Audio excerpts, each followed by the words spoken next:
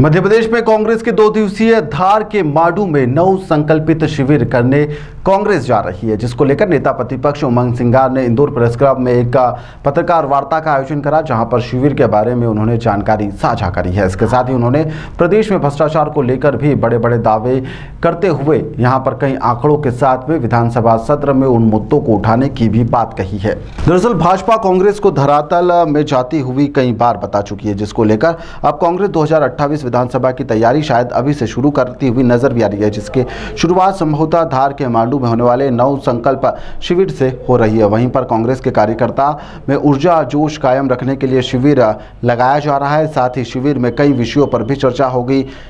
नेता प्रतिपक्ष उमंग सिंगार ने बताया कि शिविर मांडू में 21 और 22 जुलाई को आयोजित होगा, जिसमें विधायक दल की बैठक भी होगी और वर्चुअली रूप से राहुल गांधी से लेकर कांग्रेस के नेता भी इसमें शामिल होंगे और अपने विचारों को साझा करेंगे। बताया जा रहा है कि कुल 12 सत्र इसके अंदर आयोजित होंगे, जिसके अंदर आज़ादी से लेकर अब तक कांग्रेस के संपूर्ण योगदान पर चर्चा की जाएगी और उसमें जो भी मंथन होगा वह बात सामने भी आएगी। साथ ही नेता प्रतिपक्ष ने भ्रष्टाचार को लेकर कहा कि कांग्रेस तो आम जनता की आवाज़ बनकर अपना काम कर रही है, लेकिन जो लोग टैक्स भरते हैं उन्हें इन बातों का ध्यान होना चाहिए। साथ ही उन्होंने कहा है कि हमें अपनी आवाज को बुलंद करना चाहिए, जिसमें ड्रेनेज से लेकर बिजली घोटाले तक को लेकर बात करना चाहिए। विधानसभा सत्र में तमाम मुद्दों को लेकर अब बात रखी जाएगी।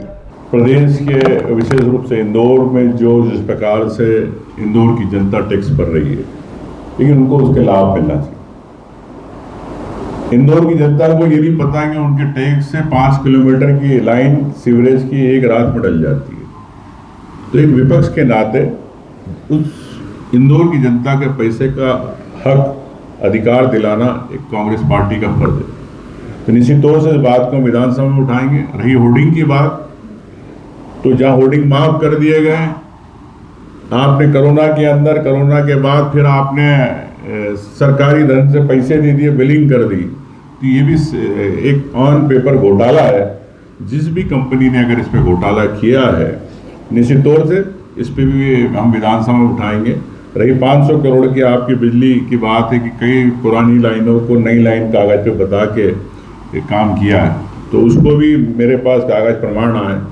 लेकिन मैं यही कहना चाहता हूँ कि ये पैसा किसका है? आपका, हमारा, सबका, एक आम व्यक्ति का पैसा।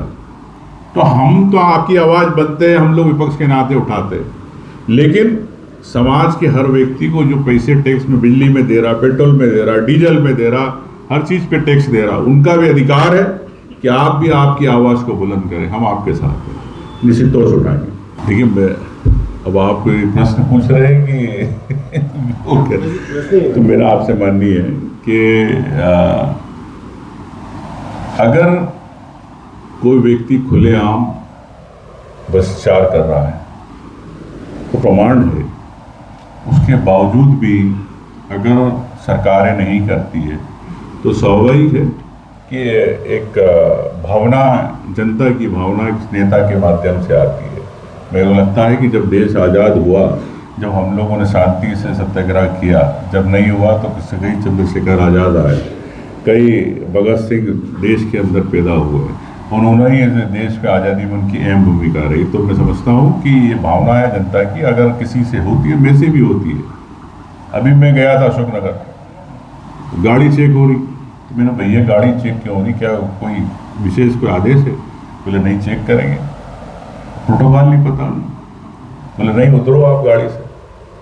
तो ये तानाशाही है, दादागिरी है, और हर दादागिरी तानाशाही के खिलाफ कांग्रेस पार्टी के, चाहे राहुल गांधी हो, चाहे कार्यकर्ता, आम कार्यकर्ता की आवाज़ को बुलंद करेंगे। देखिए, ऐसा है, मैं समझता हूँ कि कोई भी व्यक्ति हो, अगर कानून के खिलाफ जाके काम करता है, तो कानून है, सरकार है, तो सरकार क्यों नहीं करती निर्णय?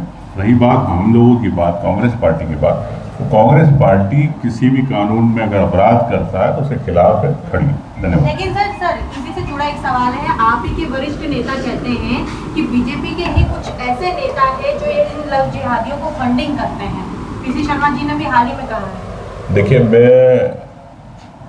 देश के मुद्दे हैं महंगाई, देश का मुद्दा है किसान को खाद मिले, कि देश में किसान को समर्थन मूल्य मिले, देश का मुद्दा है कि आज मैं मध्य प्रदेश की बात करूं कि आज मध्य प्रदेश में एमएसएमई की 500 फार्मास्यूटिकल की कंपनी थी जो बड़ी कंपनी को ड्रग सप्लाई करती थी, तो 400 क्यों बंद हो गई?